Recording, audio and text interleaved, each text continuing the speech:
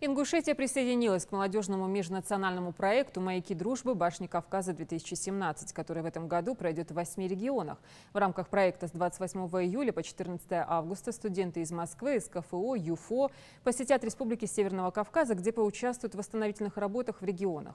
Сегодня глава Республики Ингушетия Нузбек Евкуров встретился с руководителем проекта Русланом Гусаровым. По словам автора проекта, в Ингушетии группа «Орлы» из 20 человек уже ведет вспомогательные работы по сохранению архитектурного памятника в Горной Ингушетии. Ход реставрационных работ курирует Джейракско-Асинский историко-архитектурный природный музей-заповедник. Глава Ингушетии поддержал идею дальнейшего расширения проекта «Маяки дружбы. Башни Кавказа».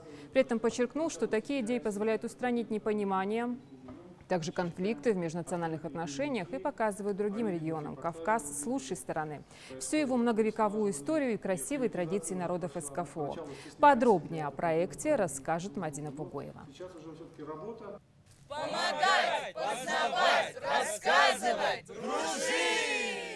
Еще вчера погода в горах была пасмурная, а уже сегодня словно благоприятствует плодотворному труду. С самого утра волонтеры заняты полезным делом. Ильдар и его команда помогают реставрировать башни. На башенном комплексе мы укрепляем фундамент башни, потому что он потрескался, там трещина большая из-за того, что дожди и ветры размыли основание башни. В основании там лежала обычная земля, обычный горный грунт. Естественно, из-за воды он размывается. Сейчас мы проводим работы по укреплению, по бетонированию этого основания. Пока девушки приводят в порядок территорию вокруг родовых башен, парни помогают строителям реставрировать памятники архитектуры. Дружно, весело и сплоченно каждый из ребят носит свою лепту в сохранение исторических достопримечательностей. Чем мы конкретно сегодня занимались, так это перетаскивание камней.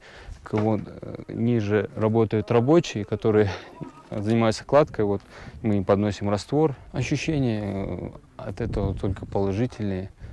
Появляется, скажу так, гордость даже за то, что ты участвовал. Ты через года сможешь сказать, что ты вот положил камень в эту башню. То есть ты когда-то заложил и свой кусок, часть своей души в эти постройки. Александр одной из первых откликнулся на предложение принять участие в многонациональном проекте. Желание познакомиться с новыми людьми, наладить контакты и заодно принять участие в полезном деле сыграло свою роль. И, как оказалось, не зря девушка мечтала увидеть воочию музей под открытым небом. О том, что именно Горная Ингушетия богата древними памятниками архитектуры, Александра даже не подозревала. Я давно хотела попробовать себя в роли волонтера, и когда увидела, что можно записаться, попробовать поучаствовать в этом проекте, я сразу подала заявку. Я еще сомневалась, возьмут ли меня, но меня взяли. Я очень рада, что я сюда приехала. Мне очень нравится природа, которая здесь, и очень понравились люди, все очень дружелюбные, особенно местные жители очень доброжелательные. Сначала ребят угостили местными арбузами, а после и плотным обедом в лагере Эрзи, который располагается в одном из живописных мест Горной Ингушетии. Сразу после перерыва участники проекта «Маяки дружбы. Башни Кавказа» снова направляются к памятникам архитектуры. Им предстоит поближе познакомиться с историей ингушского народа. Первый на очереди – древнехристианский храм Тхаба-Ерды. Экскурсовод подробно рассказывает об особенностях его расположения. Сам храм расположен в центре соединяющихся всех ущелий. Вот в этом ущелье можно дойти в сторону Ангушта. С этой стороны уже Таргинская котловина, с той стороны, со стороны Волнушек тоже находится очень много селений, Оздик и остальные.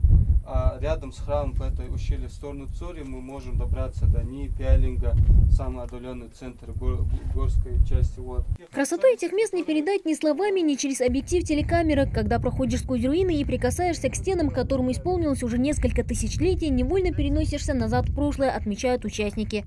Я восхищен тем, что, несмотря на небольшую площадь, Ингушетия просто перенасыщена такой красотой гор, этих фамильных башен, этих комплексов. И действительно, это один из самых главных поводов поехать на данное мероприятие. Амина также приехала из Кабардино-Балкарии. В своем вузе она изучает молодежную политику. Девушка стремится познавать и знакомиться с культурой, бытом, традициями и обычаями народов Кавказа. А потому участие в проекте «Маяки дружбы. Башни Кавказа», признается она, лучшая возможность пополнить багаж знаний. Так как я сама с Кавказа, мне очень интересны здешние традиции, культура. Наш гид Умар Богатырев, он рассказывал очень интересные истории. То есть свадебные обычаи, там, традиции. В общем, вчера был только первый день, и мы узнали совсем малую часть. Ряды активистов в этом году заметно пополнились. В проекте «Маяки дружбы башни Кавказа» принимают участие уже 8 субъектов СКФО. Расширена и сама программа, поэтому второй слет участников проекта обещает быть насыщенным. Там взрослые люди настояли или получилось так, сложились обстоятельства, что ребята приняли участие, и сейчас они не жалеют, они сейчас говорят: давайте на следующий год приедем этой же компании именно сюда. То есть подружились здорово, и ребята рассказывают нам о своей культуре, и мы действительно, наверное, глубже, наверное, мы сейчас даже тоньше понимаем те вещи, которые раньше нам казались какими-то непонятными, когда со стороны смотришь.